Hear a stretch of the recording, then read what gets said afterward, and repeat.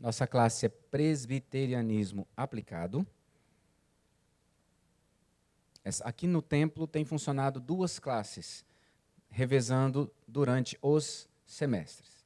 Então, no primeiro semestre, sempre teremos Presbiterianismo Avançado. E no segundo, Presbiterianismo Aplicado. São parecidos, mas o conteúdo um pouquinho diferente.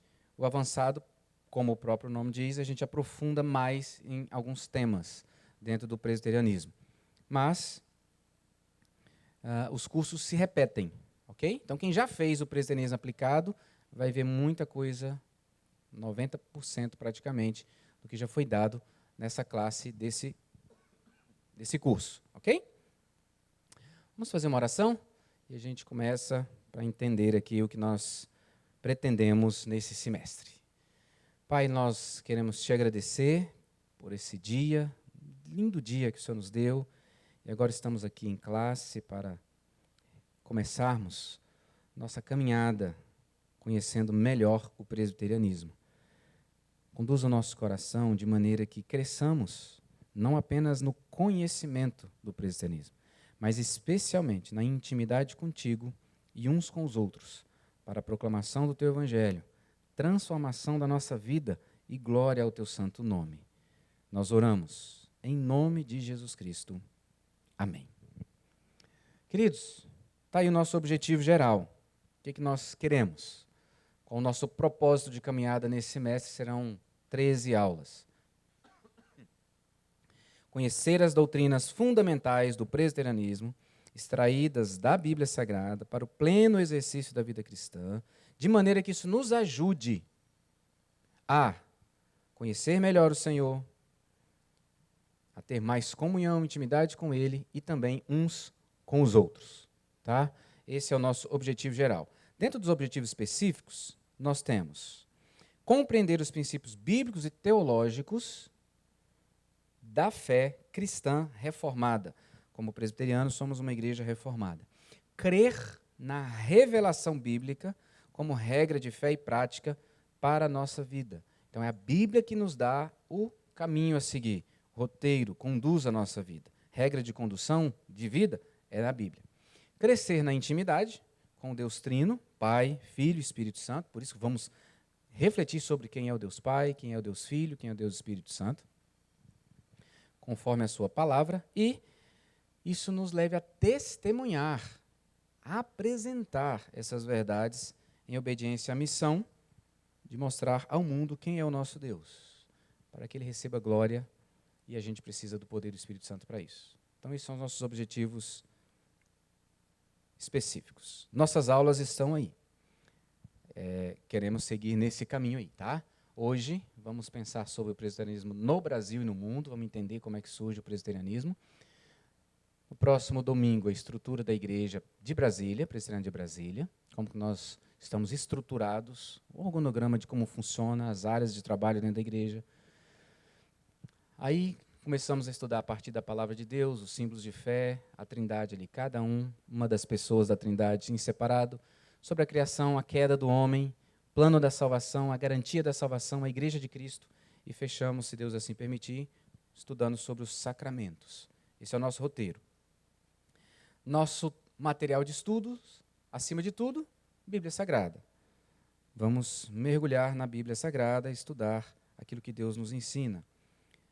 Se você quer adquirir um livro para te ajudar a entender melhor o presbiterianismo, eu indico esse aí, O que todo presbiteriano inteligente deve saber. Um livro muito objetivo, claro, rico nas informações. Nós vamos trabalhar muito com a Confissão de Fé de Westminster, que é um dos nossos símbolos de fé. Você tem outros livros na nossa bibliografia também, e isso está, o plano de curso, para quem quiser, está disponível no nosso site. Você entra lá no nosso site, Escola Bíblica Dominical, tem o nosso curso, você tem acesso ao nosso plano de curso, com todas as informações sobre as aulas, sobre os nossos objetivos, a ementa e a nossa bibliografia. Um livro sobre soberania de Deus, que é um tema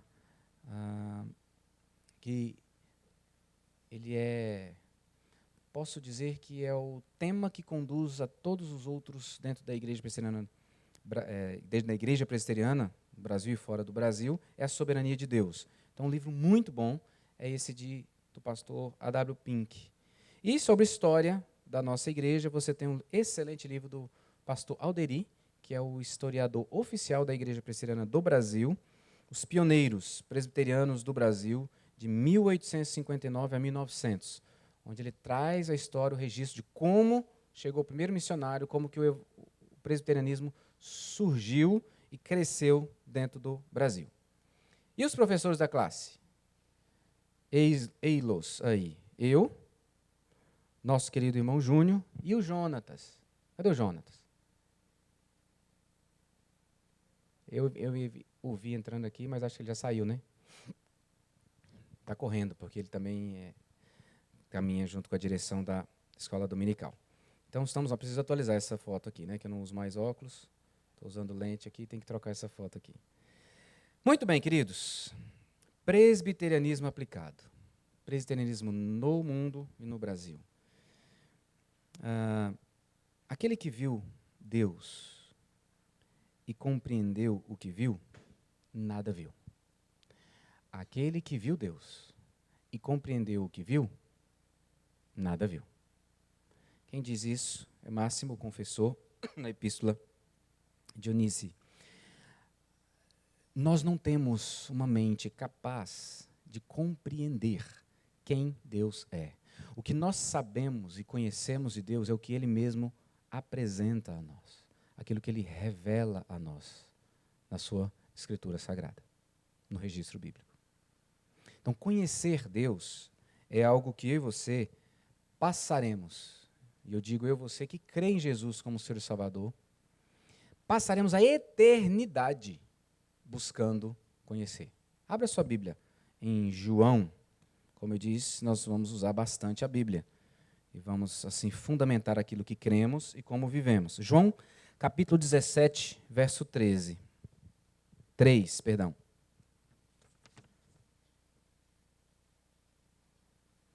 Quem achar pode ler para a gente? Bem alto.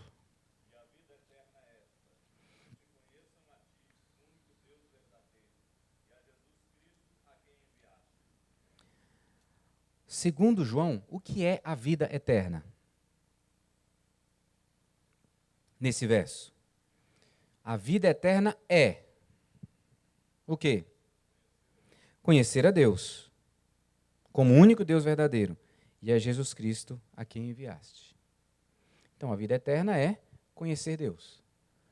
Então, conhecer Deus, conhecer Cristo como o seu Filho, que veio, morreu e ressuscitou para assumir o meu e o seu lugar na cruz, nos dá a vida eterna.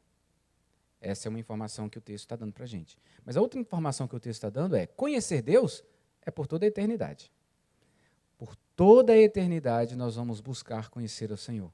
Porque viveremos na presença dEle, do Pai, do Filho e do Espírito Santo, do Deus Trino, para conhecê-lo. Então, queridos, o que nós pretendemos aqui é mergulhar na palavra de Deus. Opa, eu esqueci aqui, desculpa. Se você já fez sua inscrição, é só colocar a sua presença, se não, coloque seu nome, telefone para a gente, por favor, inscrevendo-se assim na nossa classe. Então, o que nós queremos aqui é mergulhar na palavra de Deus, para entender como que ser presbiteriano pensa sobre a pessoa de Deus, e isso nos ajudar a andarmos com Ele, na presença dEle, desfrutando da sua presença e cumprindo a sua missão, que é a missão que Ele compartilha comigo e com você. O pastor Mark Jones é um pastor canadense. Ele escreveu o seguinte, no seu livro Deus é: o verdadeiro Deus vivo é muito para suportarmos, lidarmos, concebermos, adorarmos, conhecermos, confiarmos, entendermos e louvarmos. Da perspectiva do pastor Mark Jones, para nós conhecermos Deus, a única maneira é olhar para Cristo, que é o Deus encarnado. Então Deus teve que se limitar, se diminuir, entre aspas, por assim dizer, para que eu e você tenhamos acesso a Deus. Tamanha a grandeza, a majestade e a complexidade de quem Deus é. Para conhecermos Deus, nós olhamos para Jesus Cristo. E Deus deseja que nós tenhamos esse relacionamento com Ele. Por isso que Cristo veio como Deus encarnado, morreu, viveu como cada um de nós, limitou-se, viveu, habitou num corpo afetado pelo pecado, mas sem pecar. E eu digo afetado pelo pecado porque Ele morreu. O corpo de Jesus morreu. O corpo de Jesus teve fome. Ele sentiu dores por causa daquilo que Ele enfrentou. Cruz, especialmente. Então, conhecer Deus é através da pessoa de Jesus Cristo. E tanto é desejo de Deus que nós desfrutemos dessa intimidade com Ele, que Ele enviou Jesus Cristo, ou Ele mesmo se encarnou. Thomas Watson, um teólogo, afirma o seguinte: Cristo vestiu-se com nossa carne para que a natureza divina pudesse ser mais prazerosa a nós. A natureza humana é uma lente por meio da qual podemos ver o amor, sabedoria e glória de Deus claramente representados a nós. Quando Jesus Cristo encarna, se torna gente, ele se transforma em uma lente pela qual nós podemos ver o amor, a sabedoria e a glória de Deus. É quando nós começamos a entender um pouquinho quem Deus é. Por meio da lanterna da humanidade de Cristo, podemos contemplar a luz da divindade. Cristo encarnado torna a visão da divindade não temível, mas deleitosa a nós. Esse é o Deus que nos criou, nos sustenta e a quem nós servimos. Tudo aquilo que nós vamos buscar aprender aqui sobre o Senhor, sobre esse Deus maravilhoso, vai ser obra dele mesmo na minha e na sua vida. O Espírito Santo é que vai trazendo clareza e nos dando permissão, condições de conhecer isso. Alguns fundamentos para a gente começar. Então, quem é a Igreja Presbiteriana do Brasil? Ela não é uma denominação perfeita, pelo simples fato que é composta de pessoas como eu, como você. Gente que é pecador. Então, não somos uma igreja perfeita. Somos pecadores, embora santos, porque recebemos a vida de Cristo e somos separados para viver em santidade, mas ainda somos pecadores. Então, não somos uma igreja perfeita. Somos uma igreja que busca ser cada vez mais parecido com a pessoa de Jesus Cristo. A igreja presbiteriana não salva. Quem salva é Jesus Cristo. Então não é a igreja que salva, é Jesus Cristo que salva, que é o Senhor da igreja presbiteriana. Portanto, não cremos que somente os presbiterianos que pensam reformadamente estão salvos. Nós cremos que todos aqueles que creem em Jesus Cristo como Senhor e Salvador estão salvos. E nós, presbiterianos, crendo assim, também estamos salvos. E, em terceiro lugar, a igreja presbiteriana respeita quem pensa diferente, teologicamente, doutrinariamente. Mas, ainda que respeitemos, nós não negociamos os princípios e valores de fé que cremos, como igreja reformada. E ao longo dos nossos estudos, isso vai ficando mais claro, você vai entender. Por que nós pensamos diferente dos nossos irmãos batistas, dos nossos irmãos metodistas e de outros irmãos? Por causa daquilo que cremos de maneira reformada à luz das Escrituras Sagradas. Mas isso não nos faz pensar que somos melhores do que eles. Pensamos apenas diferentes. Respeitamos, os amamos. E todos aqueles que creem em Jesus Cristo como Senhor e Salvador estarão um dia na glória. Lá em cima não vai ter, essa aqui é a ala dos presbiterianos, essa aqui é a ala dos batistas, não vai ter isso. Lá seremos discípulos de Jesus Cristo em união com o Pai, o Filho e o Espírito Santo. Então isso é importante para a gente começar o nosso estudo. Quem não tem uma consciência clara da sua identidade, e aqui pensando como presbiteriano, terá dificuldades para posicionar-se diante das questões que envolvem a vida nesse e no mundo por vir. Porque o ser presbiteriano, por exemplo, reformado, tem uma maneira de entender como é que será o mundo quando Jesus Cristo voltar, que é diferente de outros irmãos. Então, como presbiteriano, eu vou entender como nós pensamos, para que isso me ajude a, quando for conversar com alguém, explicar como é que nós somos. Ok, tudo bem até aqui? Se você quiser fazer pergunta, é só levantar a mão, tá? Não tem problema não. Enquanto eu estiver falando, levanta a mão que eu te dou a palavra. Como que o presbiterianismo surgiu no mundo? Vamos lá. Se dá muito próximo à Reforma Protestante, no século XVI, logo após a dissidência na Alemanha, quando Lutero, com a Reforma, e aqueles que foram abraçando a Reforma, vão crescendo em Zurique, nasce um segundo movimento que é chamado de Segunda Reforma. O líder é esse que você vê na tela, Ulrico Zwinglio. Ele teve um objetivo mais profundo, ele quis reformar muito mais a igreja. Lembrando que Lutero não queria criar uma nova igreja. Lutero queria que a igreja católica fosse transformada, voltasse para as Escrituras e obedecesse às Escrituras. Zwinglio entendia que não, era impossível tamanha a corrupção da igreja. Então, nasce uma igreja muito mais atenta à verdade bíblica e que muda muito em relação à igreja presente, que era a igreja católica romana. Então, esse movimento passa a ser conhecido como movimento reformado. Para vocês entenderem um pouquinho a diferença. Lutero e seus seguidores romperam com a igreja nos pontos de conflitos irreconciliáveis com a Escritura, mas naqueles que não tinham problema, eles seguiram juntos. Eles julgavam ser legítimo manter aquilo que não fosse explicitamente proibido pela Bíblia.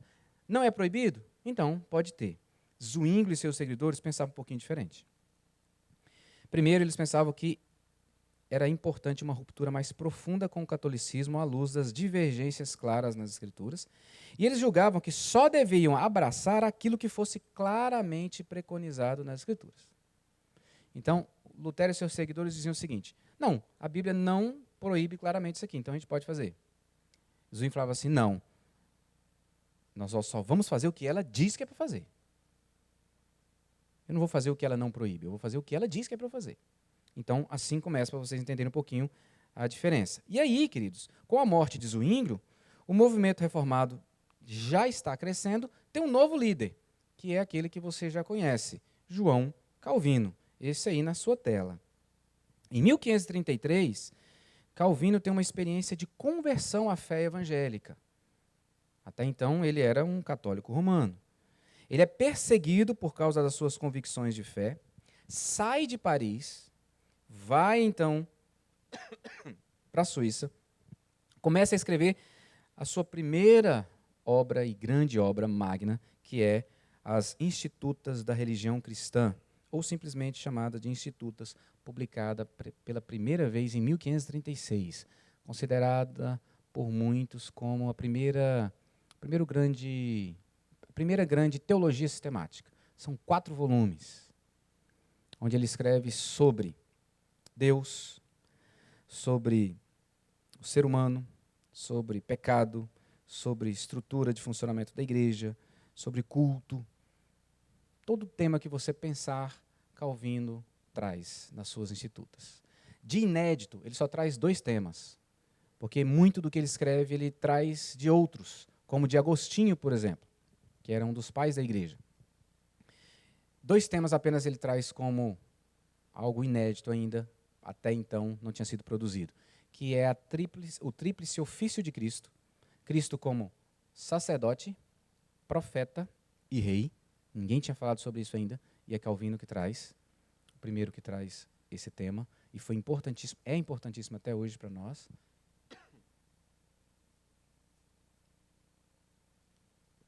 Tríplice ofício de Cristo, sacerdote, profeta e rei.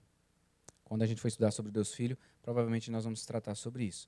E o outro tema é sobre o Espírito Santo, onde ele trabalha profundamente a doutrina do Espírito Santo. Bem, Calvino, então, escreve Institutas, está aí uma foto do que seria o original, e ele exerce, então, uma influência enorme, queridos, para o crescimento e disseminação do movimento reformado em vários países. Em 1559 é criada em Genebra, a Academia de Genebra, onde muitos vão sendo formados, discipulados e aprendendo aquilo que Calvino cria e pregava, e isso sai. Muitos iam para Genebra estudar e voltavam para os seus países para ensinar o que tinham aprendido. E aí a reforma vai crescendo. França, Alemanha, Países Baixos, Ilhas Britânicas vão sendo cheias das ideias do ensino de Calvino. Então vale muito a pena. Eu vejo muitas pessoas dizendo, eu sou presbiteriano, sou calvinista, mas nunca leu as Institutas. O mínimo que você deveria fazer para dizer que é calvinista é ler as Institutas. Porque você vai entender o pensamento, por exemplo, social de Calvino. Vai entender como que Calvino via a igreja como instituição. Como que Calvino via os temas que nós lidamos hoje. Então, leia. Calvino praticamente escreveu comentários sobre todos os livros da Bíblia. E comentários profundos. No site da Fiel, tem um link que te leva para um site específico, que é dentro do material da Fiel, com praticamente todos os comentários dele para você ler gratuitamente, online, tá bom? É o site da Fiel, ministériofiel.com.br. Então você tem acesso a todos os livros de Calvino, os comentários. A presença de Calvino em Genebra mudou a cidade. Bares foram fechados. Parecia Nova Jerusalém na terra. Tamanha o impacto do evangelho numa cidade. Lembrando que nessa época, igreja e Estado se confundiam. Muito bem. Saindo um pouquinho disso, como o presbiterianismo está se espalhando, nas Ilhas Britânicas surge o nome presbiterianismo pela primeira vez, possuindo as conotações teológicas e políticas. Então vamos entender o seguinte. Os reis ingleses e escoceses eram firmes partidários do episcopalismo, a igreja governada por bispos. Como os bispos eram indicados pelo rei, então, já entenderam, né? A igreja era o Estado, conduzida pelo Estado, e então muitos bispos cumpriam aquilo que o rei queria, determinava. Então, os reformados insistiam que uma igreja governada por presbíteros eleitos pela igreja e não indicado pelo rei é que deveria ser a verdadeira igreja. E aí, então, nasce esse nome presbiterianismo, onde quem governa a igreja são eleitos presbíteros pelas congregações reunidos em concílios ou conselho. A igreja presbiteriana, então, tem esse nome por causa da nossa forma de governo. Nós somos governados por presbíteros, que são eleitos por vocês, igreja. Igreja escolhe os presbíteros, nós temos agora, estamos vivendo esse processo de eleição de oficiais, então a igreja escolhe os presbíteros, então presbíteros docentes, que são os pastores, com os presbíteros regentes, são responsáveis por governar, liderar, pastorear a igreja do Senhor. Por isso, esse nome. Na América do Norte, o calvinismo, o presbiterianismo, chega com os puritanos ingleses que iniciam primeiro em Massachusetts, no início do século XVII. Como pecadores que somos, e vou lembrar aqui que eu comecei dizendo que nós não somos uma igreja perfeita, em meados do século XIX há uma grande divisão na igreja presbiteriana nos Estados Unidos, por causa de divergências entre o problema da escravidão e a guerra civil. Uma igreja entendia que escravidão era contra a palavra de Deus. Outra ala da igreja entendia que escravidão não tinha nenhum problema. Isso era bíblico. A igreja separa. Nascem duas denominações, entre aspas, né? Igreja Presbiteriana do Norte, a PCUSA, que hoje é uma igreja tida como liberal. Nós não temos, Igreja Presbiteriana do Brasil, relações com essa igreja, porque eles hoje ordenam homossexuais, um dos motivos. E a PCA, que é a Igreja Presbiteriana do Sul, na época não tinha essa nomenclatura. Dessas duas denominações, missionários vêm para o Brasil. Em 1859, Ashbel Green Simonton. Em 1869, Edward Lane e George Nation Morton.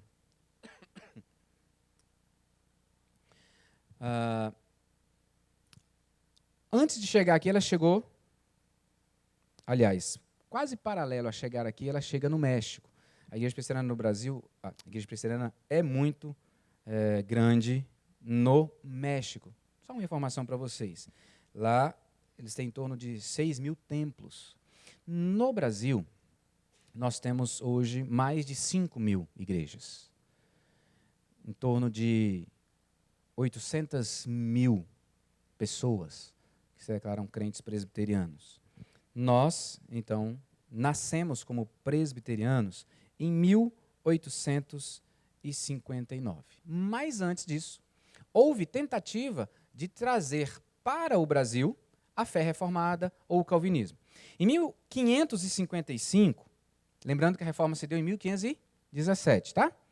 Em 1555, Villegagnon, esse que você vê na foto aí, fundou uma colônia no Brasil, na ilha de Serigipe, e escreveu a Calvino solicitando o envio de missionários, de protestantes, para que ali eles pudessem ter uma igreja protestante de Genebra aqui no Brasil.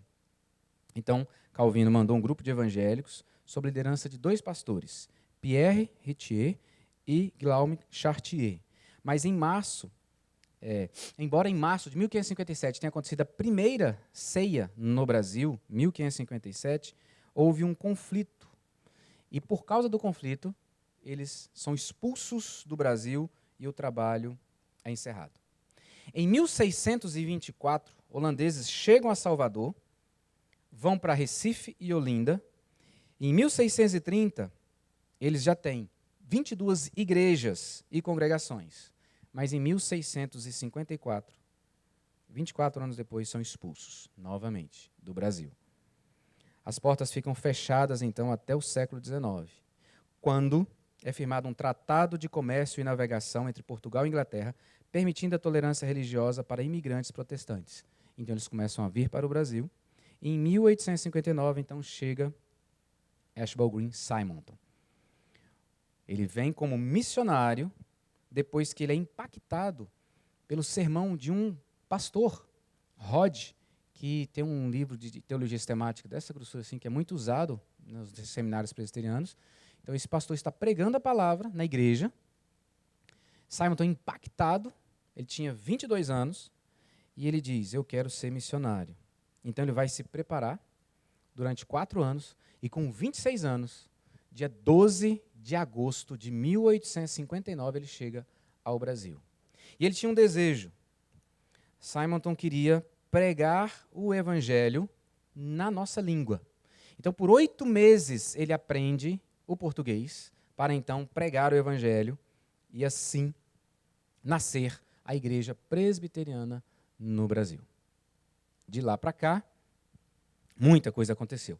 Começa no Rio, do Rio para São Paulo, e aí começa a se espalhar. Minas, Goiás, e vai crescendo por todo o nosso Brasil. Queridos, esse breve panorâmico histórico, para a gente discernir como que Deus é aquele que guia a nossa vida. A nossa vida está nas mãos do Senhor. Se hoje você é presbiteriano, é porque assim agiu o Senhor. Levou o seu coração a entender, a conhecer e a entregar-se à fé presbiteriana. Mas antes de entregar a fé presbiteriana, eu não gosto nem dessa expressão, deixa eu corrigir. Antes de você se tornar um membro de uma igreja presbiteriana, Jesus tornou-se o seu Senhor e apresentou o seu amor, a sua graça, para que você viva para Ele. E a doutrina presbiteriana, o calvinismo, a igreja reformada é apenas o conjunto daquilo que define como nós cremos, à luz das Escrituras Sagradas. Então, como é que nós podemos entender a Escritura Sagrada? É Deus conduzindo a sua história conforme a sua vontade para cumprir o seu propósito. Deus é quem está em missão nesse mundo. Qual que é a missão de Deus? Resgatar o seu povo. É isso que Deus está fazendo. Deus enviou Jesus para resgatar o seu povo. Eu e você fomos resgatados, eu e você que já cremos em Cristo. E agora participamos com Deus na missão dele de levar o evangelho para que outros venham fazer parte, venham adorar a Deus conosco. Então Deus está conduzindo a história. Olha o Salmo 48, verso 14. Diz que este é Deus, o nosso Deus para todo sempre. Ele será nosso guia até a morte. Ele é o nosso Deus, Deus para todo sempre, e vai sempre nos guiar. Isaías 48, 17.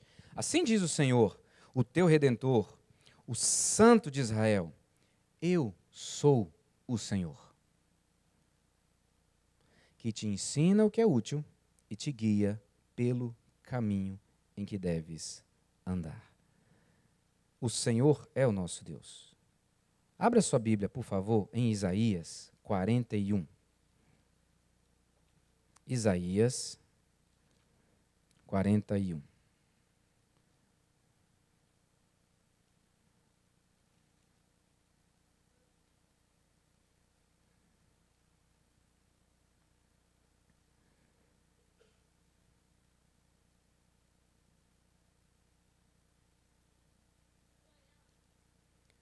Olha como que Deus se apresenta a nós. Isaías 41. A partir do verso 1. Calai-vos perante mim, ó ilhas, e os povos renovem as suas forças. Cheguem-se e então falem. Cheguemo-nos e pleiteemos juntos. Quem suscitou do Oriente aquele a cujos passos segue a vitória? Quem faz que as nações se lhe submetam e que ele calque aos pés os reis, e com a sua espada os transforme em pó, e com o seu arco em palha que o vento arrebata? Persegue-os e passa adiante em segurança por uma vereda que seus pés jamais trilharam. Quem fez e executou tudo isso? Aquele que desde o princípio tem chamado as gerações à existência. Eu, o Senhor, parêntese, Senhor em caixa alta é Yavé em hebraico. O único Deus, aquele que é. Eu, o Senhor, o primeiro e com os últimos, eu mesmo. Os países do mar viram isto e temeram. Os fins da terra tremeram, aproximaram-se e vieram. Um ao outro ajudou e ao seu próximo disse, ser forte. Assim o artífice anima a ourives e o que alisa com o martelo, ao que bate na bigorna, dizendo da soldadura, está bem feita. Então com pregos fixa o ídolo para que não oscile.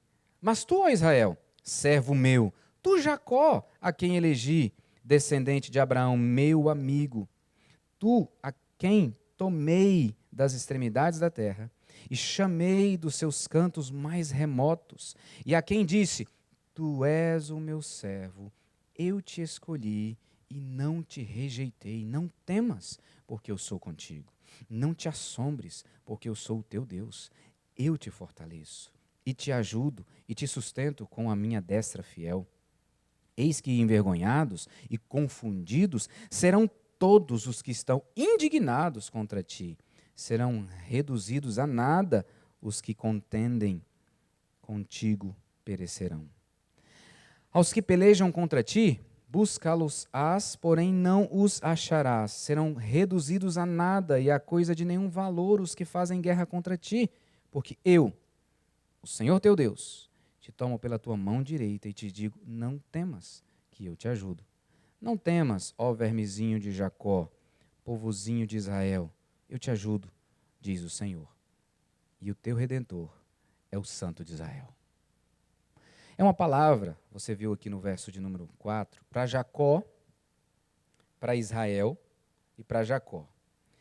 Resumindo, é o povo de Deus. Sempre quando faz menção ao povo de Judá, o povo de Israel está falando de todo o povo de Deus. E aqui Deus se revela como aquele que conduz a história. Eu estou conduzindo a vida de vocês, vocês me pertencem. Então não temam, confiem em mim, porque eu sou aquele que conduz a história. Você pode se lembrar da história de José, por exemplo. José, aos 17 anos, tem visão, apresenta a visão. Os pais e os irmãos ficam sem entender aquela visão. Os pais tentam minimizar a situação, mas todos os outros irmãos ficam revoltados com aquela visão, porque a visão que José tinha recebido é que tanto os pais quanto os seus irmãos se dobravam diante dele. E aí os irmãos querem resolver com as próprias mãos, querem matá-lo. Um fala assim, não vamos matar, vamos ganhar um dinheiro nisso. Vendem ele para uma caravana que passa, ele é levado para o Egito. Lá ele sofre, eu vou encurtar a história, mas no final, quando ele reencontra com seus irmãos, ele reconhece, Deus conduziu a minha história, a nossa história, para cumprir os seus propósitos. Abra aí em Gênesis, capítulo 51. Para você ter essa declaração dele, José, um homem que confirma que Deus guia a nossa vida, Deus controla a nossa vida e toda a história. Gênesis 50, versos 19 e 20. Alguém pode ler para a gente, por favor? Gênesis 50, versos 19 e 20.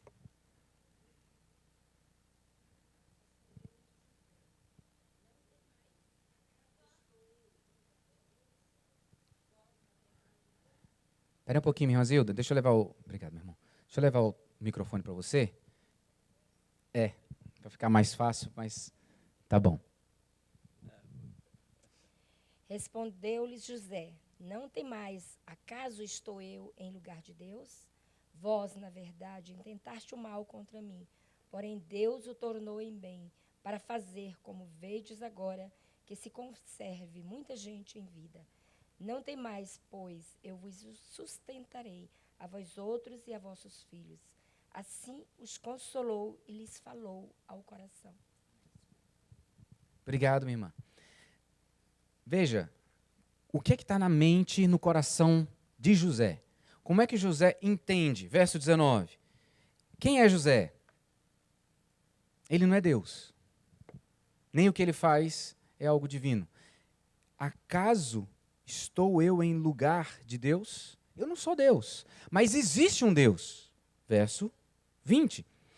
Esse Deus controla todas as coisas. E aquilo que vocês fizeram de mal contra mim, Deus transformou em bem, para que vocês vejam tudo o que está acontecendo e eu seja um instrumento para conservar a vida de muita gente. Porque ele, como chefe, como governador do Egito, organizou de tal maneira que sustentou o mundo da época. Queridos, nós não somos deuses. Deus é Deus. Nós somos apenas criados à imagem e semelhança dele e temos o privilégio, quando cremos em Jesus, sermos chamados teus filhos. Então, não podemos perder isso de vista. É Deus quem guia, quem controla a nossa vida. Usando, inclusive, o meu pecado, o seu pecado, para cumprir os propósitos dele. Ele usa o pecado dos irmãos de José para conduzir toda a história e se cumprir aquilo que ele tinha determinado. Porque Deus é soberano. Deus é soberano. Então, entender a soberania de Deus, e nós vamos ter aula especificamente sobre isso, não é só entender que Deus está no controle de todas as coisas, nada acontece sem a sua permissão. É você entender que tudo o que acontece na sua vida está sendo conduzido por Ele de forma direta ou de acordo com o seu propósito, permitindo que aconteça.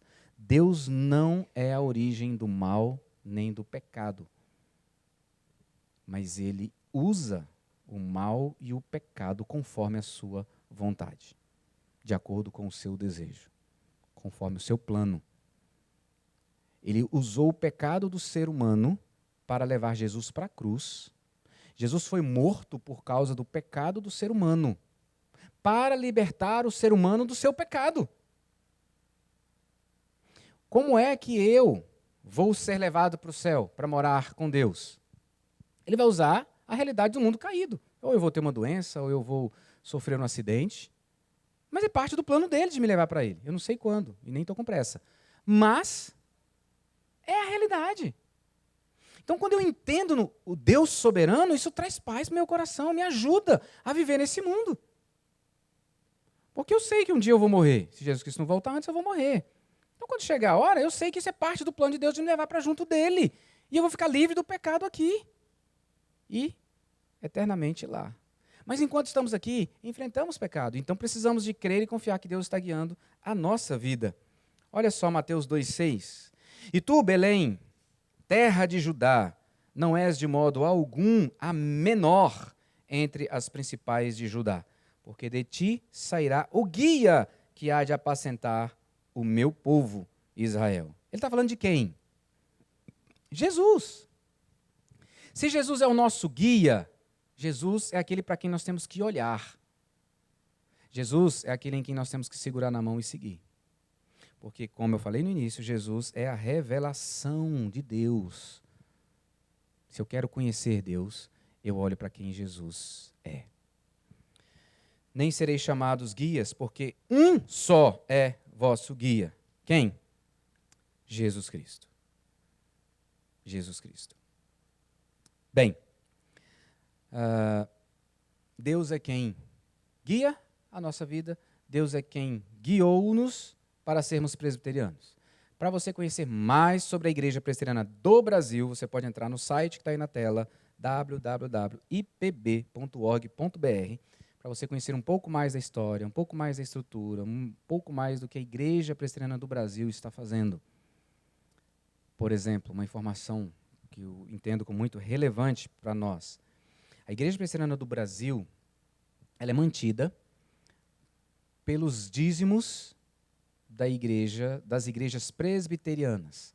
Então, por exemplo, a Igreja Presbiteriana de Brasília, daquilo que nós recebemos de cada um de vocês, enviamos para a Igreja Presbiteriana do Brasil, a sua estrutura nacional, o nosso dízimo.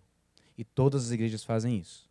Com esses valores, nossa Igreja Presbiteriana do Brasil, então, por exemplo, faz missões. Quase 60% do valor arrecadado hoje é investido em missões, através das nossas duas agências, Junta de Missões Nacionais, JMN, e APMT, Agência Presbiteriana de Missões Transculturais, onde serve, por exemplo, o pastor Luiz Otávio, foi pastor nessa igreja, onde, por exemplo, serve o Albano.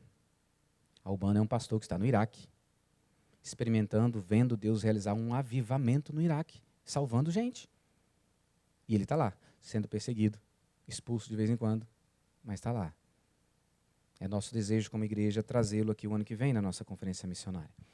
Então, a igreja é uma igreja que vive para proclamar Jesus, para que então ele volte. Conforme Mateus 24:14, Jesus Cristo vai voltar depois que todo o mundo ouvir o evangelho do reino de Deus. Então ele volta. Por isso que nós estamos em missão, pregando o evangelho do reino. É meu e seu papel. Grande é o Senhor e digno de ser louvado. Sua grandeza não tem limites. Esse é o nosso Deus. Nós não conseguimos compreendê-lo, porque ele é infinito, não há limites para a sua sabedoria, inteligência, majestade. Nós vamos caminhando e buscando aprender, para crescermos e sermos mais parecidos com ele. Vamos passar um vídeo aqui sobre a história da IPB no Brasil, né? Igreja Presbiteriana no Brasil, 3 minutinhos e pouco, e depois eu volto aqui.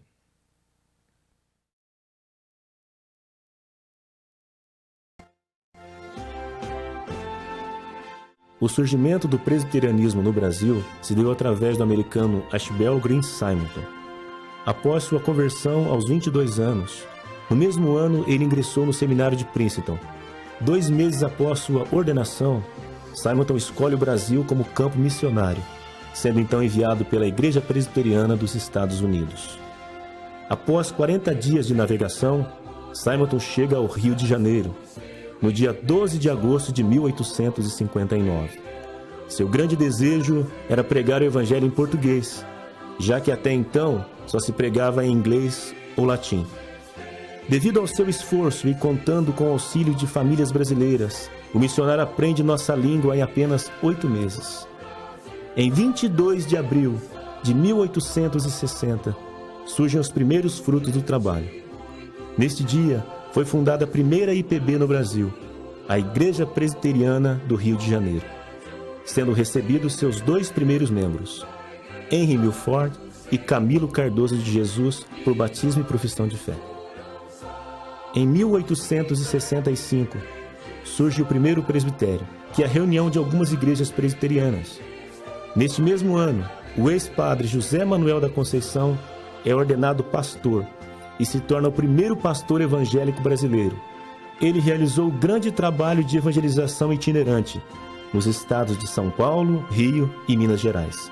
Simonton, que já havia perdido a esposa Ellen Murdoch 1 ano e meio após seu casamento por complicações no parto, veio a falecer no dia 9 de dezembro de 1867, de febre amarela, aos 34 anos, apenas 8 anos após sua chegada ao Brasil.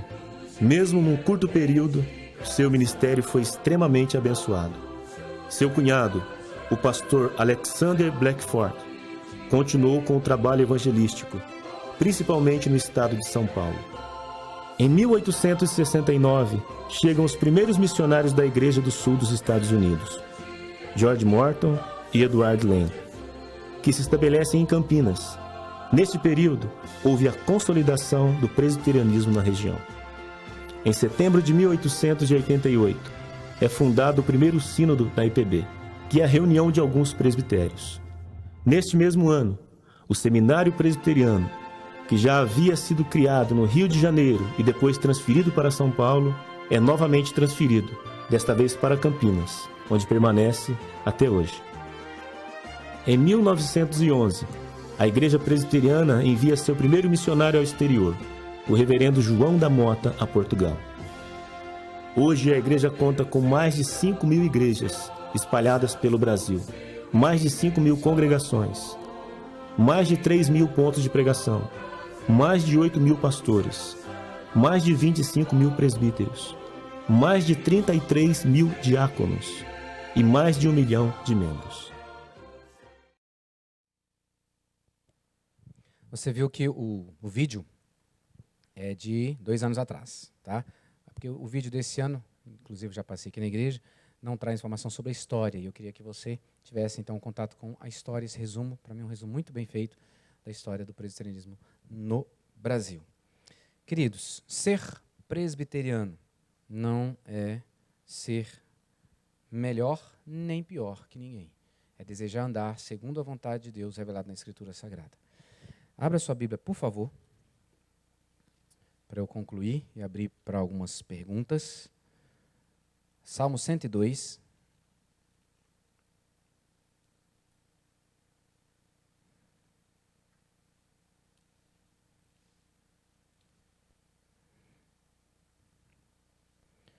A partir do verso de número 24. Esse é um texto bíblico onde o salmista, abrindo o seu coração diante de Deus, nos ensina a olhar para a Escritura Sagrada e identificar, refletir sobre quem é Deus. Verso 24, Salmo 102. Dizia eu: Deus meu, não me leves na metade de minha vida. O salmista não quer morrer, ele acha que ainda está só na metade, ele quer viver mais, e ele sabe que quem pode permiti-lo viver é Deus. Então ele fala: Deus meu, não me leves na metade de minha vida. E ele começa a dizer para a gente quem é Deus. Tu, cujos anos se estendem por todas as gerações. O Senhor é eterno. Tu és o Deus eterno. O Senhor existe por todas as gerações.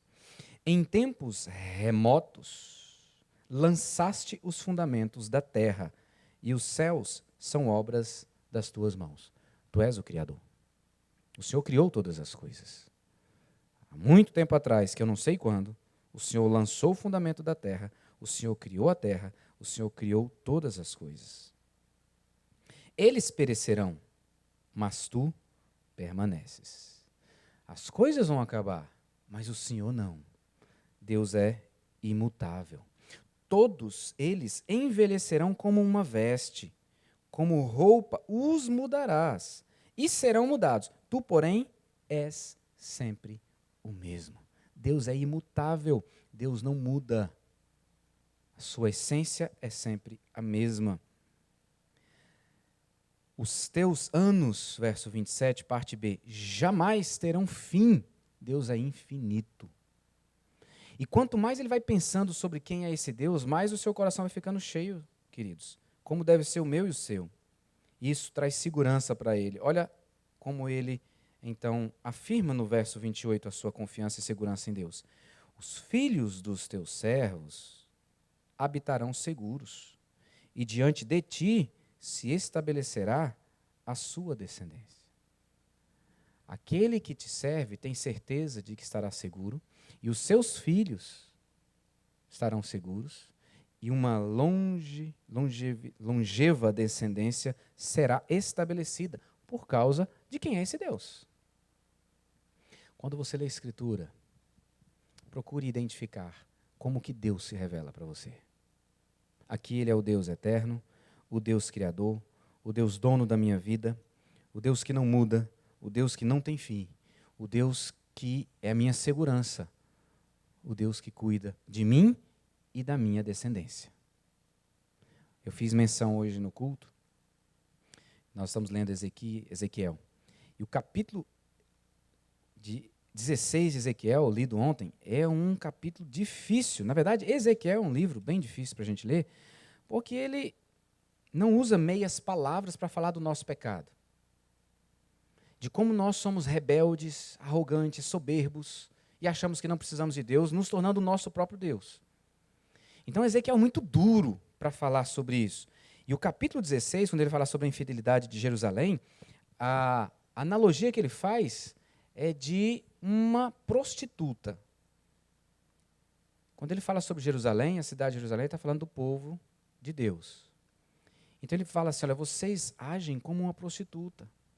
Na verdade, vocês agem pior do que uma prostituta, porque a prostituta vende o seu corpo e recebe por isso. Vocês têm me abandonado e têm buscado outros deuses sem receber nada por isso. E ele usa palavras duras, e eu vou usar 2 minutinhos para mostrar isso para você, porque quando a gente lê a Escritura, a gente precisa buscar entender quem Deus é e o que ele está falando para a gente. Olha aí, Ezequiel 16, no verso 6, Deus revela a sua soberania e o seu propósito para a vida do ser humano. Passando eu por junto de ti, vi-te a revolver no teu sangue e te disse, ainda que estás no teu sangue, vive. Sim, ainda que estás no teu sangue, vive. Eu te fiz multiplicar como um renovo do campo. Ele vai falando de como ela nasceu, ela nasce, Jerusalém nasce, o povo nasce no meio de um povo que não é um povo ímpio, impuro, e que Deus traz para junto de si. Só que esse povo se afasta dele. E aí, olha como ele diz no verso 23. Depois de toda a tua maldade, está falando para o povo de Deus. Ai de ti, diz o Senhor Deus. Edificaste prostíbulo de culto e fizeste elevados altares por todas as praças. E a cada canto do caminho edificaste o teu altar e profanaste a tua formosura. Olha a expressão que ele usa, gente. E abriste as pernas a todo o que passava. E multiplicaste as tuas prostituições. Também te prostituíste com os filhos do Egito, teus vizinhos de grandes membros, e multiplicaste a tua prostituição para me provocares a ira. É muito difícil ler isso aqui. Pelo menos para mim é. Como que Deus fala, como ele enxerga o pecado do ser humano.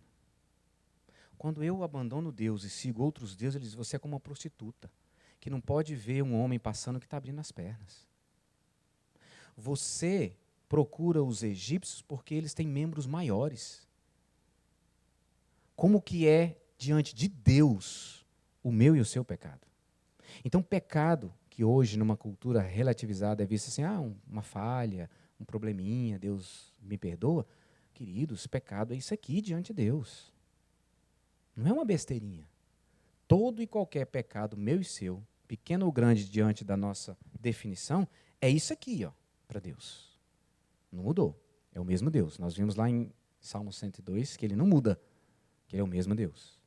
E Deus confronta aqui o povo de Israel. Verso 30, quão fraco é o teu coração, diz o Senhor Deus, fazendo tu todas essas coisas, só próprias de meretriz descarada. Quão fraco é o meu e o seu coração? Se nós não nos voltarmos para o Senhor, se nós não buscarmos ao Senhor, e pedirmos, Senhor, guarda o meu coração, guia o meu coração nos teus caminhos, nós seremos como esse testemunho dado em Ezequiel. O nosso desejo sincero como professores dessa classe, queridos, é que ao olhar para a Escritura Sagrada, nós sejamos cada vez mais santificados, transformados, mais parecidos com Deus, mais intimidade com Ele e uns com os outros, à luz da Escritura. Obrigado por estar aqui. Espero que caminhemos, então, até dezembro com os nossos estudos. Semana que vem falaremos sobre a estrutura da Igreja Presbiteriana de Brasília. Mas antes de eu fazer a oração, queria perguntar se há alguma pergunta, se alguém quer fazer alguma pergunta. Pois não, meu irmão?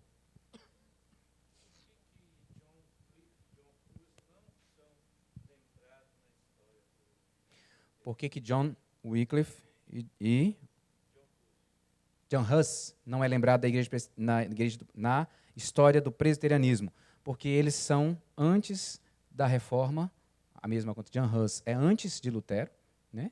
John Wycliffe também. Então, eles não estão dentro da história do ramo presbiterianismo.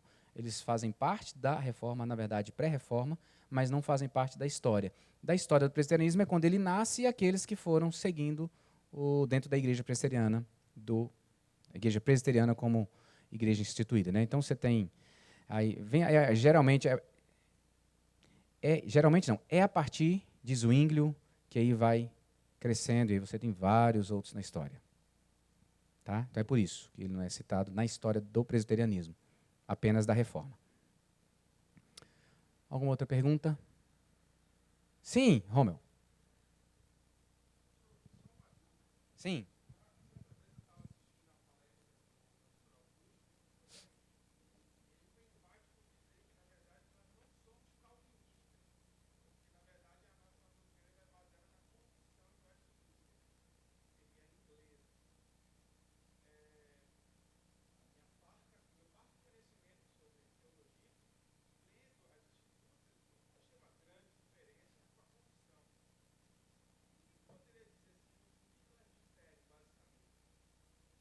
A confissão do calvinismo? Tá. Os nossos símbolos de fé nascem em 1643 com a Assembleia de Westminster, num contexto político específico, inglês, e que usa muito, sim, de Calvino, porque são puritanos, são pastores puritanos que vão redigir esse documento. Mas ele é influenciado pelo seu contexto político da época, onde eles querem ter uma igreja que conduz, a igreja anglicana que conduz o reino da Inglaterra dentro dos princípios divinos bíblicos. Então, por isso que você vai perceber a diferença. Eles bebem do calvinismo, mas não se declaram assim. E todo o arcabouço da Confissão de Fé, do Breve Catecismo e do Catecismo Maior é fundamentado dentro da estrutura de ensino de Calvino. Então, a gente tem uma base, mas você tem a influência do momento histórico-político influenciando. Tanto que hoje, Romeu, já existe um movimento para uma revisão da linguagem da nossa confissão. Porque a linguagem usada em 1643, dentro do seu contexto, tem provocado interpretações diferentes daquilo que se queria na época e que se entende como princípio bíblico. E aí a gente tem dificuldades hoje. Então, hoje já existe um movimento para revisar a linguagem, não o conteúdo, mas a linguagem. Então, seria basicamente isso. Quando eu falei que nós somos calvinistas, é porque nós batemos no peito e falamos, mas se você ler realmente Calvino, você vai poder dizer naquilo que você é como Calvino, né, do entendimento do Calvino. Mas somos muito mais reformados do que calvinistas, sim. Mas está na nossa história, né? A gente fala, eu sou presbiteriano, calvinista, você talvez já tenha falado isso, mas já ouviu isso. Eu sou presbiteriano, calvinista. Sim, a base da nossa estrutura é do ensino de Calvino. O próprio governo por presbíteros vem do entendimento de Calvino. Mas somos muito mais reformados hoje, porque não temos só a influência de Calvino, temos de todo o movimento da reforma, que surge depois da reforma do século XVI. Ok?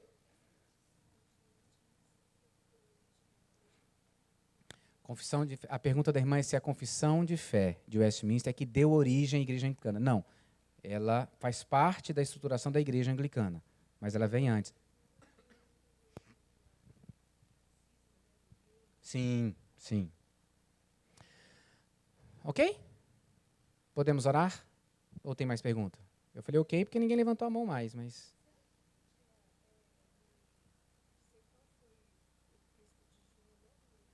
O texto de João, logo no iniciozinho, foi João 17, verso 3. Isto. Sobre termos a eternidade inteira para conhecer Deus. A nossa cabeça nem consegue, né, entender isso direito. Como é que vai ser viver pela eternidade? Nós não sabemos o que é viver pela eternidade porque nós nascemos e vamos ter fim aqui. Então é difícil para a gente entender como é que é isso de viver pela eternidade. Mas vamos. Vamos sim. E sem pecado. Glória a Deus. Vamos orar? Pai, que alegria nossa podermos refletir na Tua palavra e ver como é o Senhor que guia a história de cada um de nós. Muito obrigado pela salvação em Jesus. E o Senhor nos guiou até essa salvação. E o Senhor nos tem sustentado e guiado a nossa vida. Nós pedimos, aumenta a nossa confiança, nossa fé, dependência e segurança no Senhor. Que os nossos estudos nessa classe nos dê condições de entender o que é ser presbiteriano à luz da Escritura Sagrada e nos levando assim a sermos fiéis e obedientes discípulos de Jesus Cristo. Não permita, Pai, que o nosso coração encha-se de vanglória, de soberba ou arrogância por pensarmos diferente dos nossos irmãos, mas dá-nos a humildade de Cristo, que sempre se mostrou como aquele que viu o outro como superior a si mesmo, a ponto de esvaziar-se e morrer na cruz em nosso lugar. Ele que é santo. Conduza-nos no restante desse dia, reúna-nos à noite para participarmos do glorioso momento da ceia do Senhor, onde testemunhamos da nossa intimidade e comunhão contigo, Pai, Filho e Espírito Santo, mas também com cada um dos nossos irmãos que confessam Jesus como o Senhor e Salvador. E assim recebemos alimento espiritual como meio de graça. Oramos, gratos, e na expectativa da Tua resposta, em nome de Jesus, o nosso Salvador. Amém. Amém. Obrigado, queridos. Deus abençoe. Nos vemos em classe Escola Dominical domingo que vem, entendendo um pouquinho mais da Igreja Presbiteriana de Brasília.